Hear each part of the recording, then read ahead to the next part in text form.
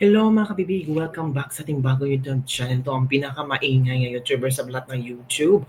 Ako si Kabibig, maglabag-labag na tang with evidence. Hala, kinarma na daw. Ito na daw ang karma ni Claire Castro. Uy, grabe naman. Kabibig, chika-chika ito ha. Na Attorney Claire Castro kakasuhan ni Attorney Mark Tolentino?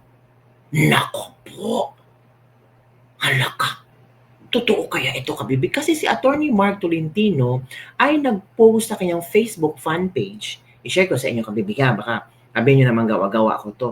Nabasa ko ito at talagang binalita din ito ni Attorney Libayan. Naku, kung totoo yan, naku, himas-rihas itong si Attorney Claire Castro.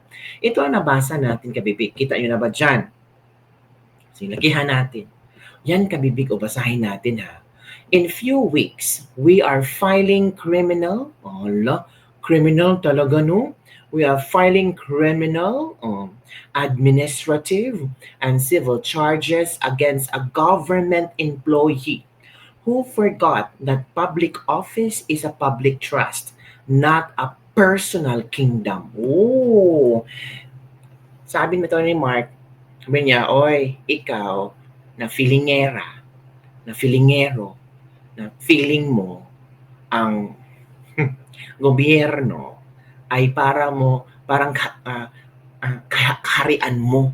Ito na ang panahon para putulin ang sungay mo. This person, instead of upholding courtesy, professionalism, and the dignity of her, hala babae, of her position. Babae talaga kabibig. Choose arrogance over respect, humiliation over service, and prejudice over fairness. Her. So it means babae. Kaya nga, napuno itong post ni Atty. Mark, napuno ng komento na, si Atty. Claire Castro ba yan? Kasi her. She treated a government facility as her private property and targeted a lawyer, public servant, who was doing nothing more than sitting peacefully and lawfully inside the premises. Why? Perhaps because he is a DDS? Hala! Sino kaya no?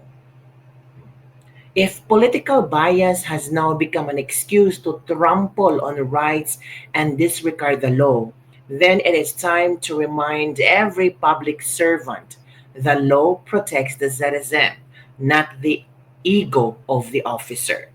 Accountability is not optional. Abangan. Nako, yan na. Yan na talaga ang sinasabi ko kay Madam Claire.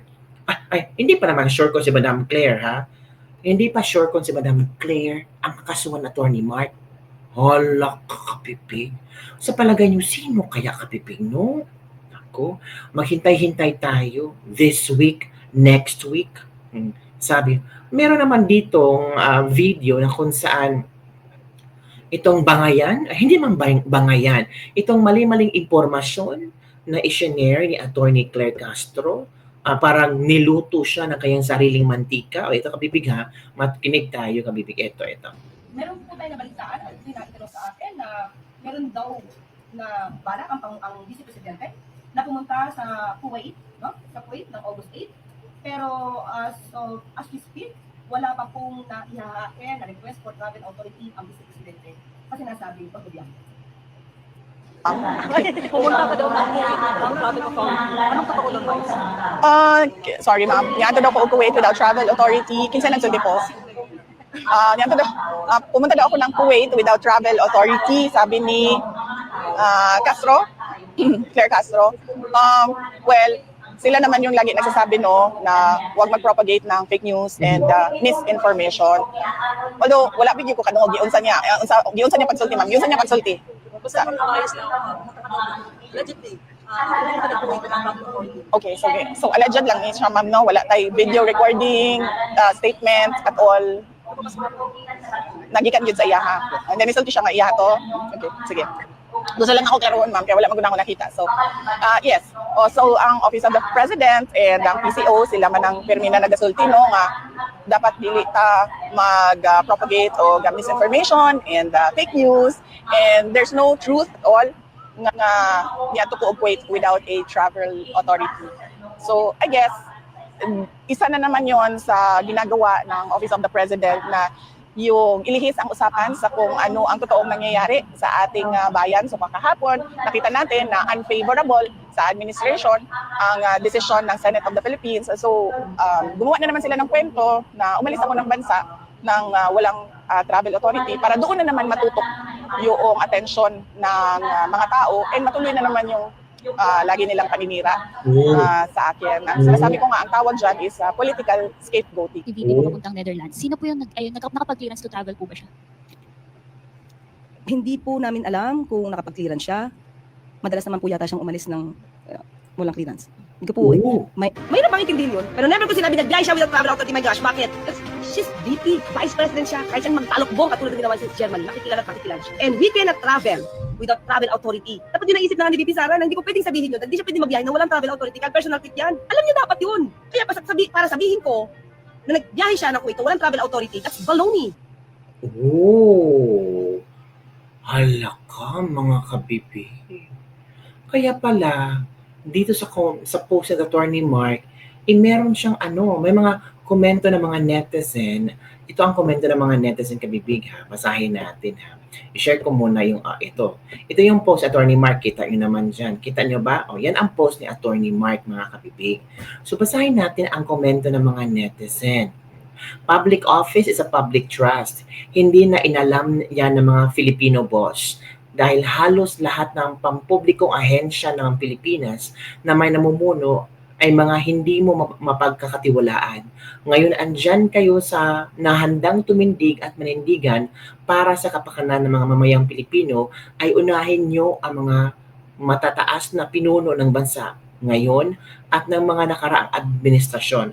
Maging maligaya ang mga Pilipino pag nakita nila na nasa likod ng rehas ang mga ahas na yan. Huwag puro salita. Kayo ang nasa posisyon. Kayo ang may mandato. Ito pang sinabi dito.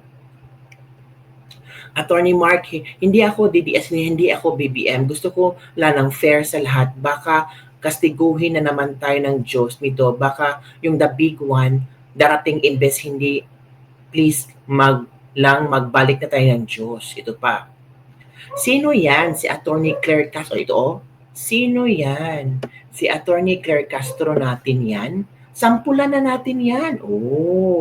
May nag-reply. Ay, iba naman si Ito pa. Sige po sir, abangan namin yan kung sino man yung animal na yan. Dapat malipol na ang mga walang hiyang iyan na akala nila sila ang may-ari ng Pilipinas at sila lang ang may boses at karapatan. Kahit dito sa abroad, sa mga embassy, akala mo kung sino-sino sila dapat talaga maturunan ng leksyon, mga hinayupak, mga yan, nakagalit sila. Nako. Sino kaya, no? Kasi she ang ginamit dito. She, ito she. Kita nyo naman. Saan daw? She treated public government facility as her private property and targeted a lawyer public servant who was doing nothing more than sitting peacefully and lawfully inside the premises. Si BP Sara lawyer. Si BP Sara is a public servant. Why? Perhaps because he is a DDS. Ito pa. This person, instead of upholding courtesy, professionalism, and the dignity of her position, choose arrogance over respect, humiliation over service, and prejudices over fairness. Yan kabibig. Kita nyo na ha. So, sa iyong palagay, sino kaya ang kakasuhan na Attorney Mark? Comment down below. And don't forget to like, subscribe, and share this video. Naku, magkaalaman na to next week. Bukas, Lunes. Di ba baka sa Martes or Miyerkules, malalaman na natin kung sino ang kakasuhan na Attorney Mark Tolentino. Wala pa namang ang mga clue na niya, she, yung kakasuhan, tapos ang sabi dito, Hindi niya nirespeto yung she treated a government facility as her private property. Tapos tinatarget niya ang isang lawyer public servant na wala namang ginawa sa kanya. Hala, sino kaya yan, Kapipi? Comment down below and don't forget to like, subscribe, and share this video. Baka tama ang ating mga clue. Bye everyone. See you next time.